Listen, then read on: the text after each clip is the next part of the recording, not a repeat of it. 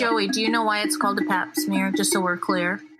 Like, if I were the fat teacher that they put the picture on, y'all, I would not even be able to talk about it right now. I would be f***ing devastated. And I felt like a scarlet letterer because I'm walking out of the only bathroom and that is only for women. Without having that journey, you wouldn't understand those other people. And without me having worked at a church, I wouldn't understand those people either.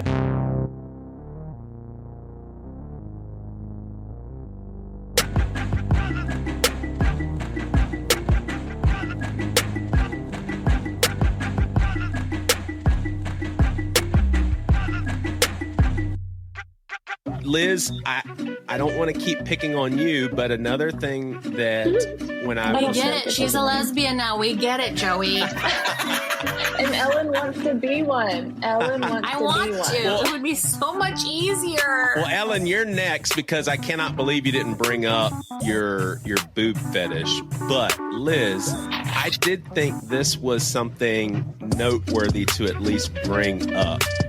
When you and your former long-term relationship girlfriend, when you guys broke up, and I know it was all lighthearted, it was all joking around when this was talked about, but you flipped into, for the first time, Joey and Priscilla find me a husband mode. It wasn't find me a companion. It wasn't find me a spouse. And again, it could have just been you joking around, but it was husband. Was that just totally, I mean, because obviously you ended up with who you wanted to end up with, but was there a little span there where you're like, well, I'll just look for dudes now? Honestly, no offense. I didn't think you were going to find me a lesbian. So, I just wanted you to hook me up with somebody, and I felt like my chances were higher for it to be a gentleman. Okay. But I'm sure there was a piece of truth in that, a little bit like, okay, I did this, now let me try this.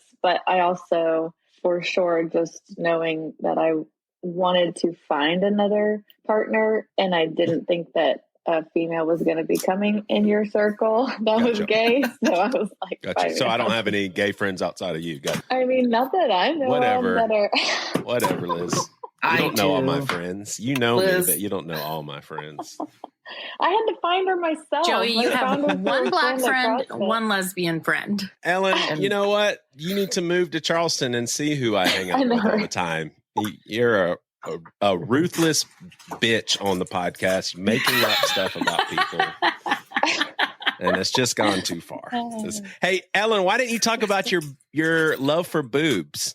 Like they're great. You legit what are you even boobies. Talking about? Oh my gosh. Do you come on here high all the time? Because you forget stuff. I know I've talked about like breastfeeding before and wanting to be a lesbian. You told Chip Judd, and y'all listen to this. She told Chip, we were talking about the Billy Graham rule. She's telling Chip Judd and I how much she thinks the current Jeff Goldblum is. Not Jeff Goldblum of Independence Day, Jeff Goldblum now. I brought that up to her. I thought that was just the most fascinating thing that of all the people, Brad Pitt, Matthew McConaughey, Denzel Washington, Ellen says, Jeff Goldblum. She didn't even remember that. Like, do you just say stuff that you just don't even remember? Jeff Goldblum is an icon to me, and I love him. However, if we're going to talk about she can whatever. Yes, I do. But currently, Joey, you don't Harry remember all the Styles. booby talk we've had on this podcast. And here, I feel bad for Amy. She's the only one on this call that doesn't like boobies. How do you know? You've never asked. Listen, Joey, I do want to confess. That every time I see a picture of Harry Styles, I feel like a predator now. I don't know what's happening. I think I have a crush. How old is he? And I feel like I think he's 28. But the point is, like, he's, like a teen heartthrob, and I'm almost 40. It feels very gross, but it's like, oh my gosh, he's so gorgeous. He's so gorgeous. I do not think he's gorgeous. I don't even know who that is. That's because you're a lesbian.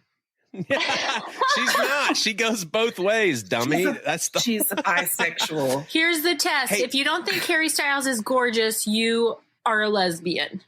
Hey, did y'all? Because I have 100% friends that think Harry Styles is amazing and beautiful. Like, and I'm just like, I don't get it. I don't see it. Okay, did y'all know? Something right with you, girl. All right, so I want to tell y'all one thing. People out there. that I felt very humiliated about, and I want to see what you guys think about this. And then I have two serious things to talk about.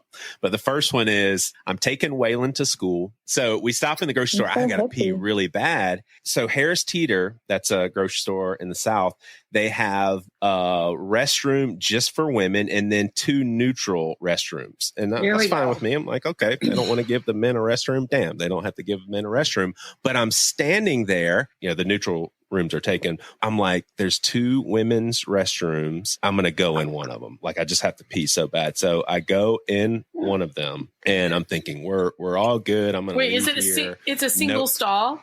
Yeah. Like you just walk into the restroom, you shut it, you're locked. So it's no big, that part's no big deal. Then it developed into another need. So I'm just like, developed into another need. So I had to stay in there a little bit longer for number 2.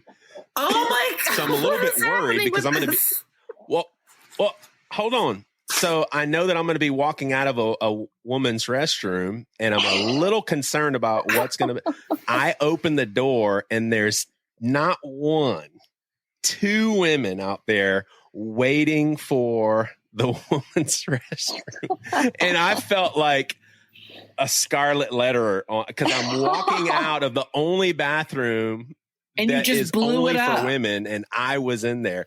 And it's basically rush hour traffic. Everybody's trying to get their kids to school. I felt awful. Yeah, Would y'all have been annoyed if y'all were one of those? No. What's the difference between you having to do that and another female having to do that? You got there first.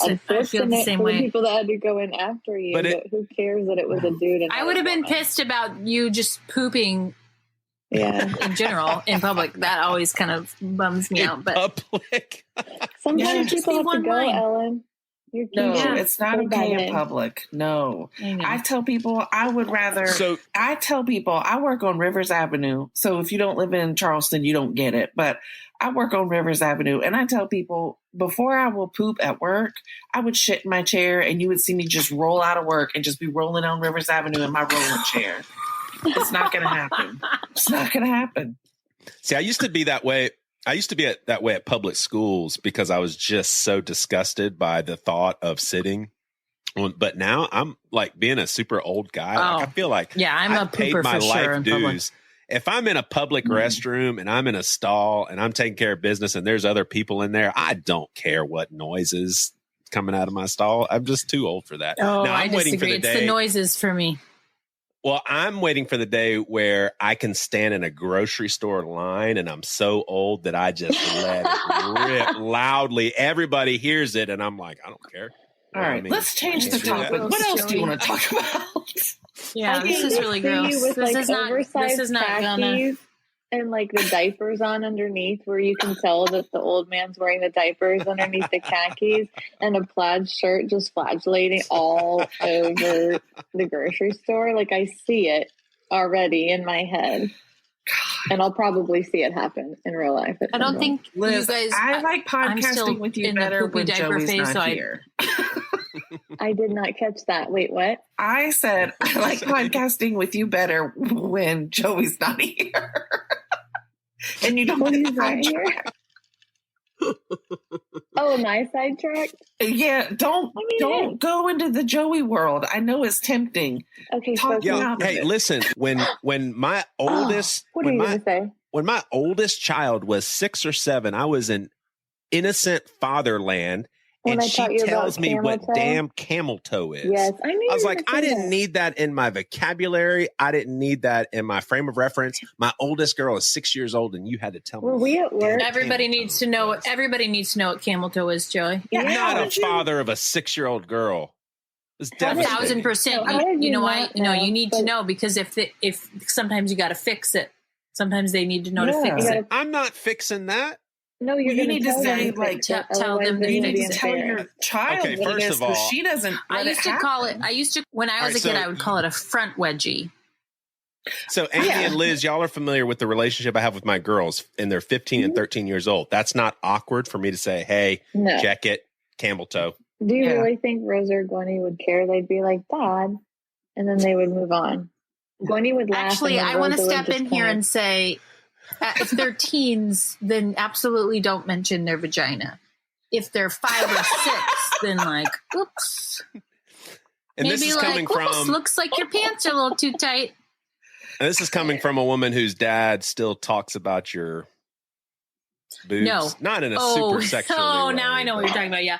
But this is the dad that told me that I looked like a 10-pound sausage in a 5-pound bag because I was wearing a tight skirt. So just don't talk about it like that. Listen. Yeah.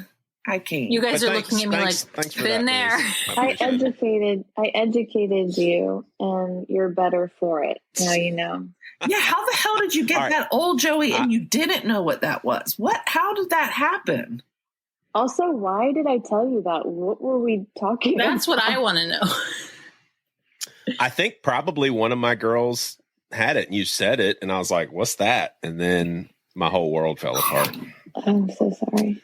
It's the set. Well, I was, listen, my first year of teaching, I was with a team of women teachers. We all became super close, but they knew that I really didn't like the phrase pap smear. And I don't think that's fair, actually, to you all, that's what it's called. That's the most disgusting phrase I've ever heard. And I told them, I said, please don't say that around me because it's a really gross phrase. And so obviously the rest of the year, every time I came around, it was pap smear this, pap smear that. Listen, if there was a different thing to call it, we would call it that, but that's what it's called. It's worth having it. But yeah, there's also that. It's very important. I mean, you it's guys not come like a up blue with like flame where you actually don't. For your, y'all come up with hoopy la la for vagina. Y'all can't come up with a cute nickname for pap smear, like a rubby. We don't call it that. No, we don't. There's no rubbing. There's like invasiveness of clamps going up your hoo-ha. Do y'all now see the beauty of getting do you know people why? Wait, on Joey, this show that I love and I'm close to and I can say stuff? Joey, do you know why it's called and a then pap it goes smear? Click, click, click, click, and opens you up even more. The click, click gets me. Joey, do you know why it's called a pap smear? Just so we're clear. Because it makes a pap noise and it smears. No, see, this is the kind of shit I talk about. You're like, why is it called this? But you don't even Google it. Smeared on the little thing for the microscope. You put it under the microscope after you smear it. It's named after the man who invented it, and his last name was like Papadopoulos or whatever. That's unfortunate. Wait, Papadopoulos smear? Like no, it's you actually it is a smear, and if it in German it would be a schmear. Listen, I don't even think that's the worst word dealing with that whole thing for women. The worst words. I love it. I give them every year, and I ask. My insurance doesn't even cover it, and I'm like, give it to me. I'll pay the extra money.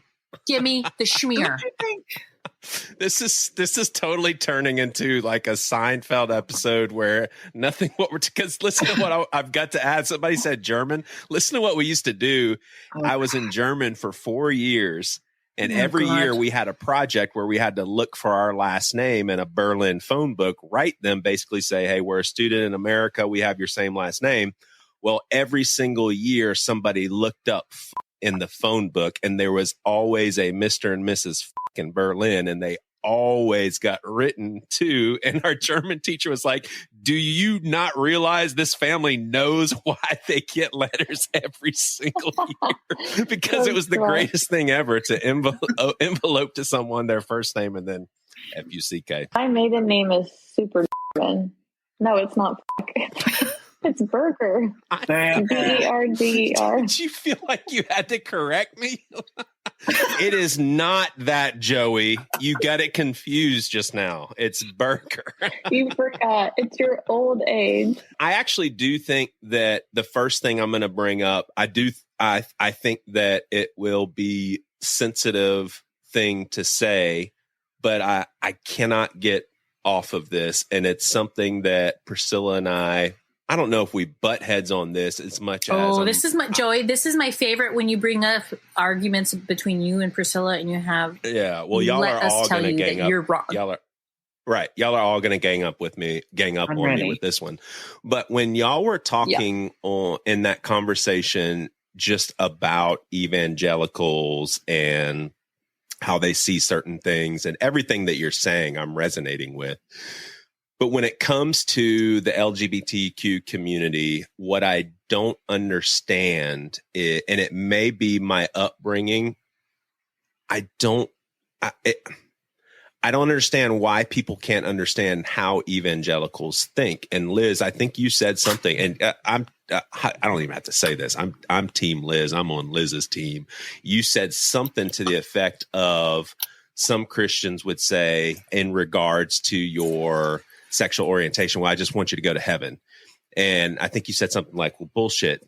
I know many people that have great intentions, and that is their sentiments. They are genuine. And I would say that because I was one of them for the vast majority of my life. I knew gay people. I was friends with gay people, and it sucked because I was like, man, I like being their friend.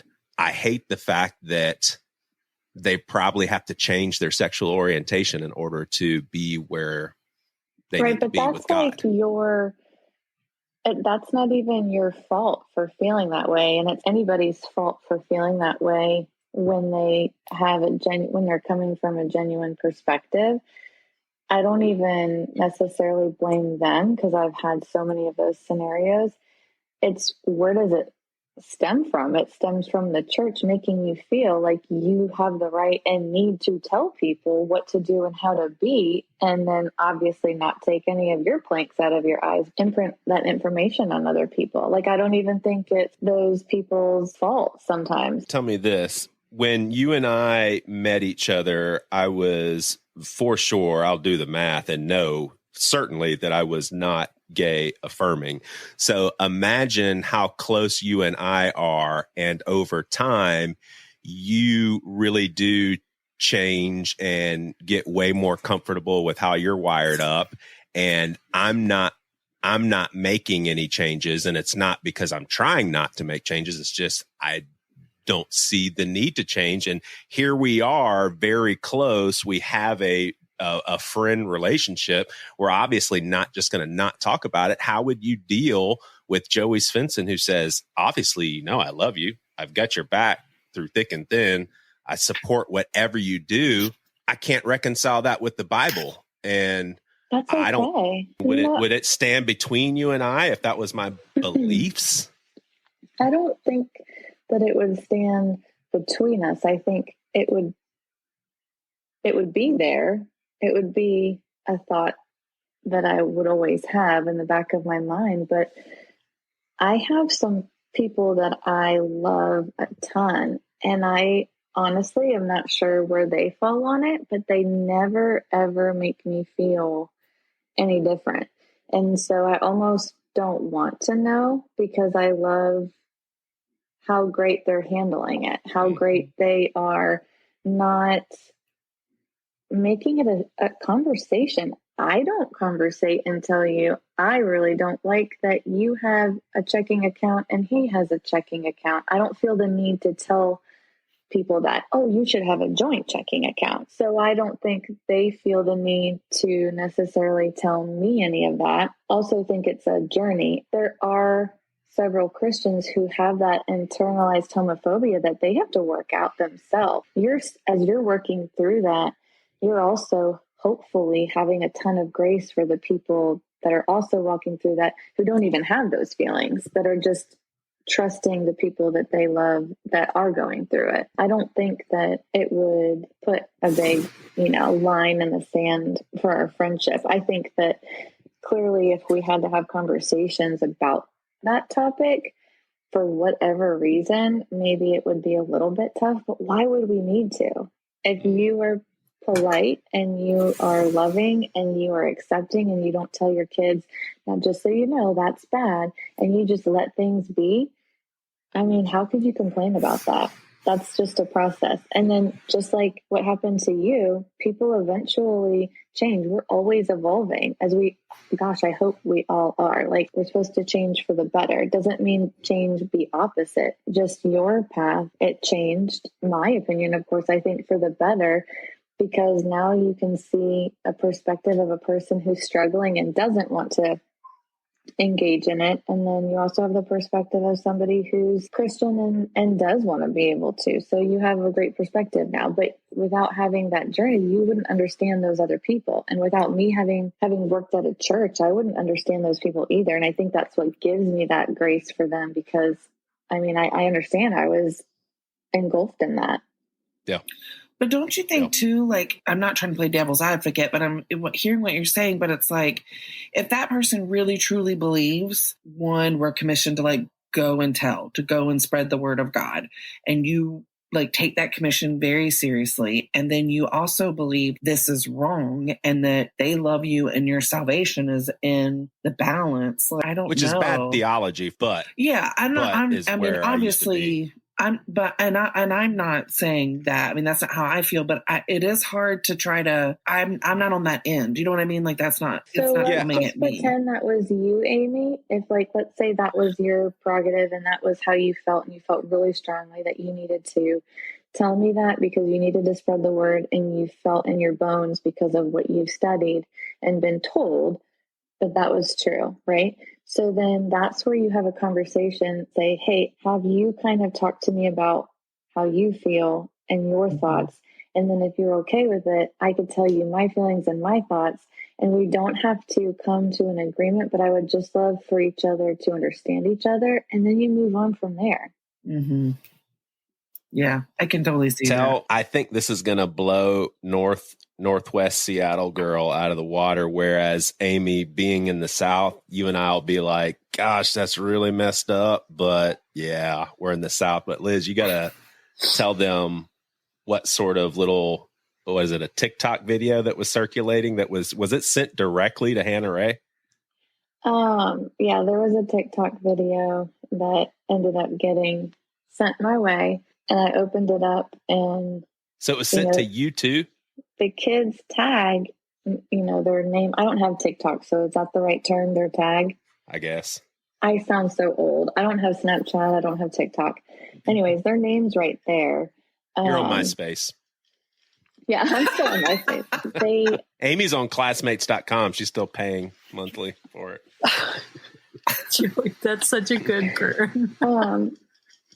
They sent me, or I was sent a video, and it's to a song. I don't even know what the song is called, but it says, I wish I wasn't fat. I wish I wasn't gay. I wish I wasn't black. I wish I was brave. And it has a picture of a woman who's a little bit larger. A teacher at the school. Fat. Oh yeah, these are all teachers. And she did it with the yearbook. So she is flipping through the book. So overweight teacher. Yeah, so a she gay goes, teacher. I wish I wasn't fat. I wish I wasn't gay. And what if I wasn't out yet? And then I wish I wasn't black. And she shows a black woman that works at the school. And then I wish I was brave. And she shows our principal. And then she shows the other principal and says that he's on drugs. And this video is just ridiculous. I just think that's got to be so embarrassing for your daughter. Like, here's this really stupid, hurtful, horrible TikTok, and someone is picking my mom out. Like, if I were the fat teacher that they put the picture on, y'all, I would not even be able to talk about it right now. I would be fucking devastated. I would be crying right now. I always tell my kids I'm terrified that they will be picked on because their mom is fat, and that would kill me. It would kill me. I'm a special area teacher, so most of the time kids like me, so it's not like I'm one of those teachers that kids complain about a lot. However, I'm still a teacher there. And yeah, Hannah's pretty tough, though. She didn't seem to be too upset by it. I didn't tell George about it, but George is going through his own things. He has a little friend, one of his closest friends at school keeps telling him gay jokes, saying that it's illegal in the Bible. And George is just like devastated and like tears up and talks to Alex and I, and we're just like, buddy, you don't have to change his mind or correct him if you don't want to. Just say, hey, we're friends, and I don't want you to talk about that stuff to me because it's hurtful because my parents are gay. That's all you have to say. I was like, you don't have to change people's minds if that's how he feels. But he does have to be kind to you, and so he now avoids them. That makes me sad. And his family is wonderful. This kid comes from a wonderful family. I'm sure if they knew They would feel awful. Which they should. Do y'all ever... I just had to do a little sleuthing real quick on TikTok. I found the original video, which is where that song came from, and it's actually like a good, positive, encouraging... it's about things that people hate about themselves, but then there's like, it comes together at the end. So it's taken out of context. But also, is this the video? Does that look familiar? I'm sure she took it down at this point. Like, I have a copy of it, but I'm sure she took it down. I think it might be just a very popular thing to look through yearbooks and do this. It's a trend, looks like. It's a student that you know. Oh, yeah, I teach them, and she has to come into my room. Wonder if remarking on someone's sexual orientation in the South comes across differently than it would somewhere else. Like the whole trend thing, I wonder if other places it's not taken negatively. It's like, oh yeah, gay people, that's cool. I don't think it's negative. The verbiage is, I wish I wasn't. Oh yeah. So right. So out of context, that's not right. Correct. But I mean, there was not even an apology from this child or this parent. These are the kids that we're teaching right now. The parent knows. Oh yeah. Okay. Yeah, that's insane. Sometimes Ellen, you and I will butt heads, and it's usually because I'm stuck in white straight male world, and you're kind of helping me see a different perspective.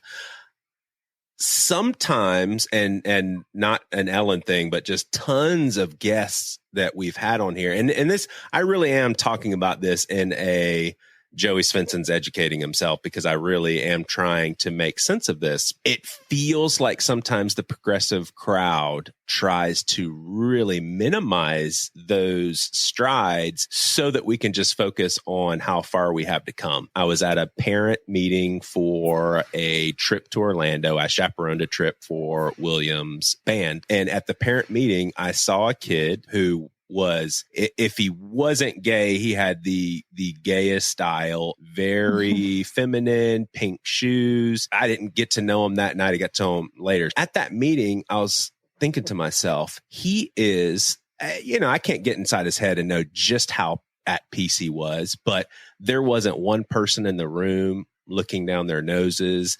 There wasn't any kids teasing. There wasn't anything going on like that.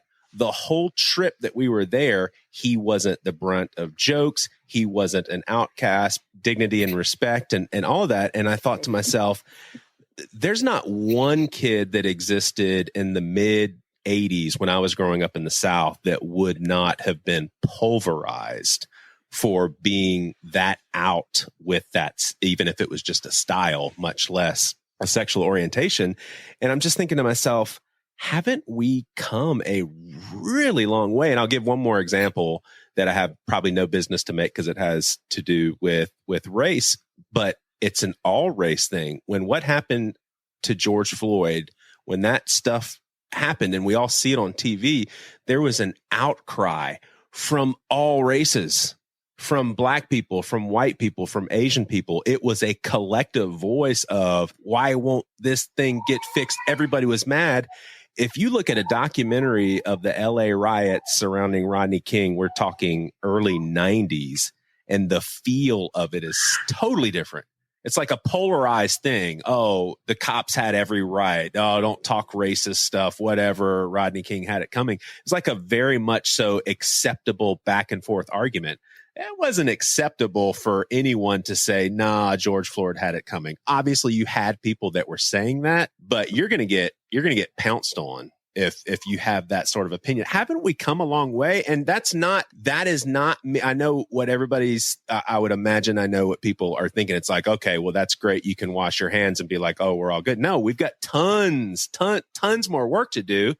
But let's celebrate how far we've come since the 1960s. You can celebrate, but until you're one of those people that has to be scared when they go down the street or come home and wonder if, the government's going to change whether they can be legally married or not, you're always worried. And people that are in those marginalized groups or any of those groupings where people are, targeted, I don't think they have this sense of rest or peace. I think, you can say we've come a long way, look at the positive, but those people, who knows what's going to get overturned again and what they're going to change. I mean, they're already doing it. And it's like history repeats itself.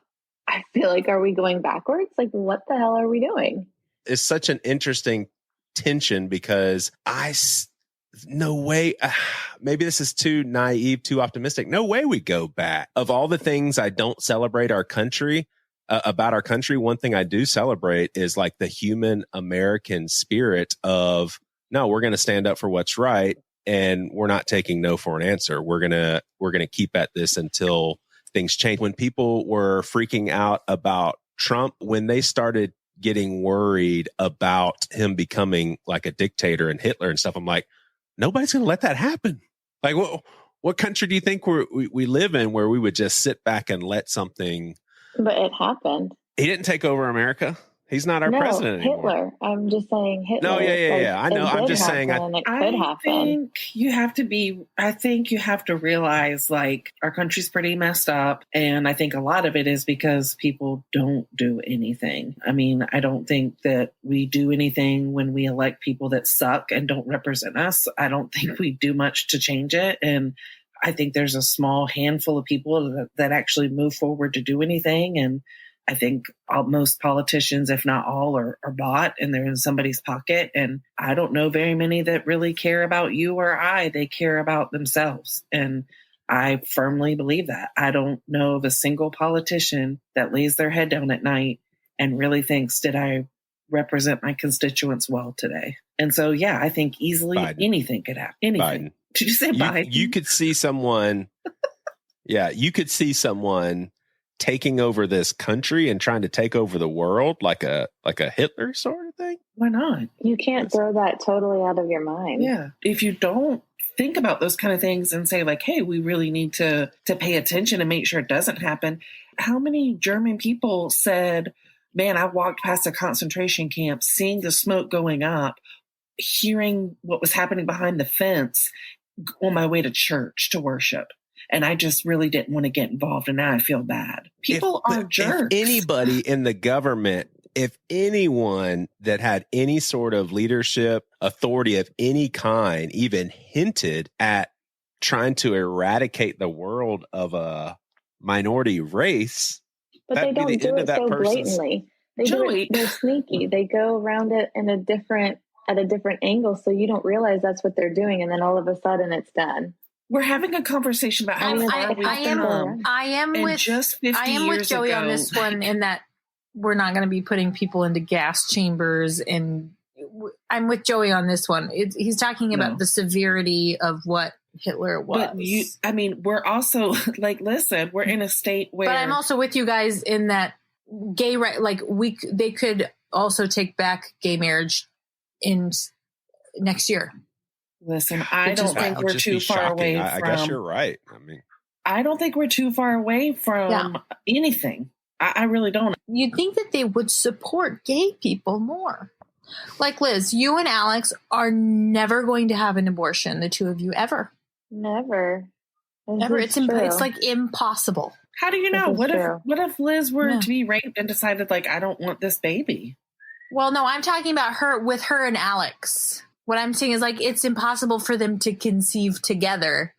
So you would think that the conservative right would be like, if abortion is their one topic, then they would be very excited about gay people, because gay people don't have abortions. That's weird. You call yourself a Christian and Liz cannot get pregnant. Mary got pregnant. Oh, yeah. It could happen to you, Liz. You never know. Yeah. Poor me. Can we all just say, what would you do if Gabriel said, you know what? Oh, we got this plan. Poor Mary. No. So sad, you guys. This is like, listen, I serve you, but I'm not doing this one. I'm sorry. But I do have a really sweet gay couple. They did like Her Egg and My Basket. So it was like, it's their kid, because it's like one in your basket. Yeah, so it was like let's say it's Lady A and Lady B. Like, A's egg. Sorry, Amy, I thought you meant you like this. You were the surrogate. I get that. No, I thought you said specifically your basket. I don't have a basket anymore, so I can't carry anyone's baby. By the way, for all the people who are posting on Facebook, if you don't have a uterus, you don't have a say. Stop saying that, because I don't have a uterus and I want to say. Thank you. That's a really good point, Amy. It is, and I post on every single person's. What if you've had a hysterectomy, ma'am? Do I still get a say?